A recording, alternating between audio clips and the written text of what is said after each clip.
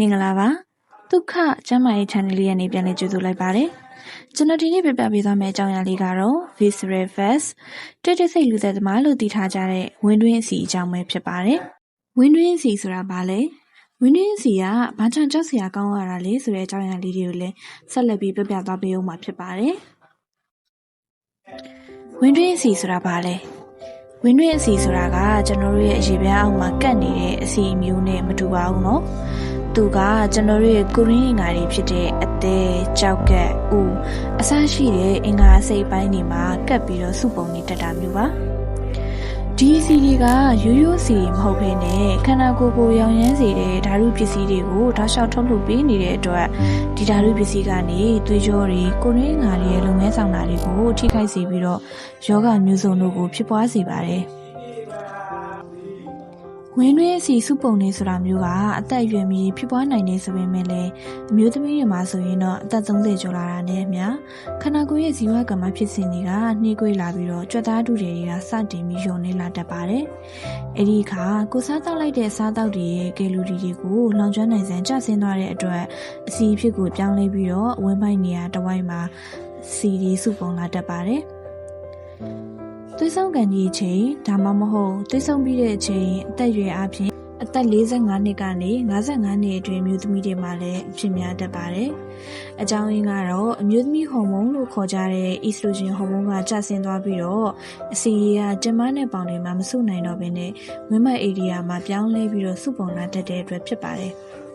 အမျိုးသားတွေမှာဆိုလို့ရှိရင်လေသူတို့ရဲ့ငကိုခန္ဓာကိုယ်ဖွဲ့စည်းပုံအရအမျိုးသမီးတွေထက်ကိုပိုပြီးတော့ဝင်းတွင်းစီစုပုံလွယ်တဲ့အနေအထားမှာရှိပါတယ်။အသက်40ကျော်လာပြီးနောက်ပိုင်းလှုပ်ရှားမှုနှေးပါးလာတဲ့အမျိုးသားတွေမှာဆိုရင်ဘိုက်ရွှင်ခြင်းနဲ့အတူဒီစီတွေကတိတိတသားတိုးပွားလာတတ်ပါတယ်။မျိုးရိုးဗီဇနဲ့နေထိုင်မှုကိုကြည့်မယ်ဆိုလို့ရှိရင်လေတနေ့တာလုံးမှာကိုယ်လက်လှုပ်ရှားမှုအားနေတဲ့သူတွေအထိုင်များတဲ့သူတွေအစားအသောက်မစင်ကျင်တဲ့သူတွေဥပမာအချို့ကဲတဲ့အစားအစာအသင့်စားအစားအစာတွေနဲ့အရက်အသေးစားအလွန်ကျွံတောက်တောင်းတဲ့သူတွေမှာလည်းအဖြစ်များတတ်ပါတယ်။မျိုးရိုးထဲမှာဆိုရင်တော့မိဘတွေထဲမှာဘိုက်အစီစွတ်တက်တဲ့မျိုးရိုးရှိရဆိုရင်လည်းကိုယ်မှလည်းဖြစ်နိုင်ခြင်းများပါတယ်နော်။ကျွန်တော်တို့ကမြန်မာလူမျိုးဖြစ်တဲ့အတွက်စားတောက်စားတဲ့အခါမှာလည်းမြန်မာဓလေ့ထုံးစံအတိုင်းစားတောက်လေးရှိကြပါတယ်။ဒီနေရာမှာသတိချရမှာကကျွန်တော်တို့ရဲ့စားတောက်မှုပုံစံတွေကဝင်းတွင်းစီစုလာစေဖို့အတွက်အတော်လေးကိုအားပေးတဲ့အလေးထားမျိုးဖြစ်နေတတ်ပါတယ်။ကျွန်တော်တို့တွေထမင်းစားတဲ့အခါထမင်းကိုပဲအဓိကအားပေးပြီးစားလိရှိကြပါတယ်။ကျွန်တော်တို့စားတဲ့ထမင်းပြူမှာဆိုရင်သွေးတင်းတကြားတက်ကိုအလင်းမြန်တက်စေပြီးတော့ဒီတကြားတက်ကိုခန္ဓာကိုယ်ကချက်ချင်းအသုံးမပြုနိုင်ဘူးဆိုရင်တော့ဝင်းတွင်းမှာအစီအဖြစ်နဲ့ပြောင်းလဲပြီးတော့တူလောင်လိုက်တတ်ပါတယ်။နောက်တစ်ခါကျွန်တော်တို့စားတောက်ကြတဲ့စီပြန်ဟင်းတွေပါ။စီပြန်ဟင်းတွေမှာပါဝင်တဲ့အနှစ်တွေကြောင့်ကျွန်တော်တို့ကအစီစုဖို့လည်းပို့ပြီးတော့အားပေးပါတယ်နော်။အပြင်စားတွေစားကြတဲ့အခါမှာလည်းဥပမာအီချာကွေးတို့စမူစာတို့လိုမျိုးပြန်ကျော်စီတွေကိုထက်ကလဲလဲအသုံးပြုထားတဲ့စီရည်နဲ့ပြုလုပ်ထားတဲ့မုတ်တွေကိုစားတောက်ကြတဲ့အခါဝင်းတွင်းစီကိုတိတိတသားတိုးပွားစေရုံနဲ့မဟုတ်ဘဲနဲ့နှလုံးသွေးကြောခြင်းယောဂတွေကိုလည်းဖြစ်ပွားစေတတ်ပါတယ်နော်မြန်မာလက်ဖက်ရည်ဝိုင်းဒီမှာပါဝင်တတ်ကြတဲ့နုစီနုစိန်အစရှိတာတွေကလည်းကြားတက်နဲ့အစီတက်အလွန်အကျွံကိုအမြင့်မှာပါဝင်နေတတ်ပါတယ်အဲ့ဒီအပြင်လူငယ်တွေကြားမှာခေတ်စားလာကြတဲ့ဘာပဲတီးတို့လိုအချိုးရည်တွေမှာလည်းဝင်းမိုက်စီကိုစုစီဖို့အတွက်အကြောင်းရင်းတွေဖြစ်စေပါတယ်နော်ငပိငပြားရည်နဲ့အချိုးမိုးတို့လိုပါဝင်တဲ့အစားအသောက်တွေကိုစားသုံးတာကလည်းခန္ဓာကိုယ်ရဲ့ရေဓာတ်ကိုအောင်းသွားစေပြီးတော့ဇီဝကမ္မဖြစ်စဉ်ကိုနှေးကွေးသွားတတ်ပါတယ်ဒီလိုနှေးကွေးသွားတဲ့အခါမှာအစီကိုပို့ပြီးတော့တက်စေပါတယ်နောက်ဆုံးတစ်ခုအနေနဲ့ဆိုလို့ရှိရင်တော့ညစာကိုအဝါစားတာမျိုးပါမြန်မာအိမ်နောက်စုတွေအများစုကညစာကိုမိသားစုစုံလေးနဲ့စားလိရှိကြပါတယ်။ပုံမှန်အားဖြင့်ညစာစားပြီးရဲ့နောက်ပိုင်းမှာနေပိုင်းနေမှာလည်းမျိုးမဟုတ်တော့ဘဲနဲ့လှုပ်ရှားမှုကနည်းသွားတဲ့အခါအိပ်ဆက်လိုက်တယ်ဆိုလို့ရှိရင်တော့ကယ်လိုရီတွေကအစီအဖြစ်ကိုအလွယ်တကူပဲပြောင်းလဲသွားစေမှာဖြစ်ပါတယ်။ဒီလိုဆိုရင်ကျွန်တော်တို့ကမြန်မာပြည်အနေနဲ့ကျွန်တော်မြန်မာစားတောက်ကိုကျန်းမာရေးနဲ့ညီညွတ်အောင်ကိုပြုပြင်ပြီးစားတောက်လို့မရနိုင်ဘူးလား။ရနိုင်ပါတယ်နော်။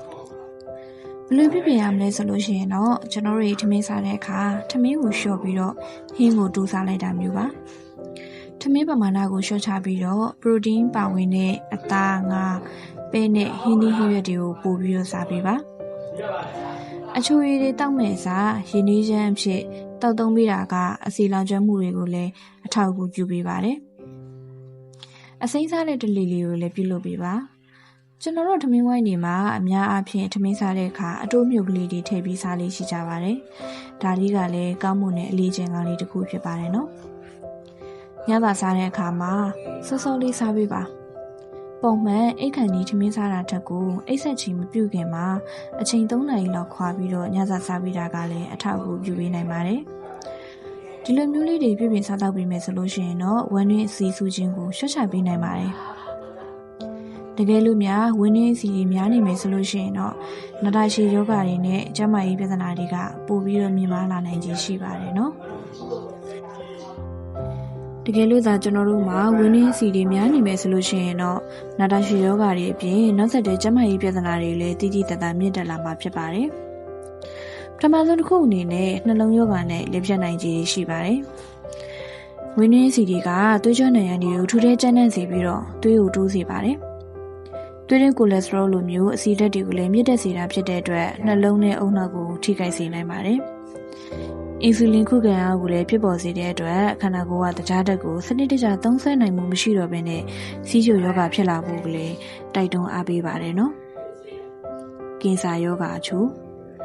ဥမာကြီးကင်ဆာအပါအဝင်တချို့သောကင်ဆာယောဂတွေဖြစ်ပွားဖို့အတွက်ကိုလည်းအထောက်အကူပေးနိုင်ပါတယ်နော်အသေးအစီဖုံးခြင်းကိုရီးနဲ့ကအစီတွေကဓာတ်ရိုက်နီးပါးပဲအသေးစီကိုရောက်ရှိလာပြီးတော့အသေးမှာအစီတွေစုပုံလာတဲ့အခါအသေးအစီဖုံယောဂါကိုဖြစ်ပွားစေတတ်ပါတယ်။ဒါဆိုလို့ရှိရင်သင်မှာဝင်းတွင်းအစီတွေများနေသလားဆိုတာကိုဘယ်လိုစစ်ဆေးကြမလဲ။ခါပလေအတိုင်းတာကိုအလွယ်ဆုံးကြည့်ရင်သိနိုင်ပါတယ်။ကိုယ့်ရဲ့ခါကိုတိုင်းကြည့်လိုက်တဲ့အခါအမျိုးသားမှာဆိုလို့ရှိရင်လက်မ40ဒါမှမဟုတ်102 စင်တီမီတာထပ်ပိုနေမယ်ဆိုလို့ရှိရင်တော့အန်ဒီရှိပါတယ်နော်။အမျိုးသမီးတွေမှာဆိုလို့ရှိရင်တော့35လက်မဒါမှမဟုတ်89စင်တီမီတာထက်ပိုနေမယ်ဆိုလို့ရှိရင်တော့အန်ဒီရှိလာပါပြီ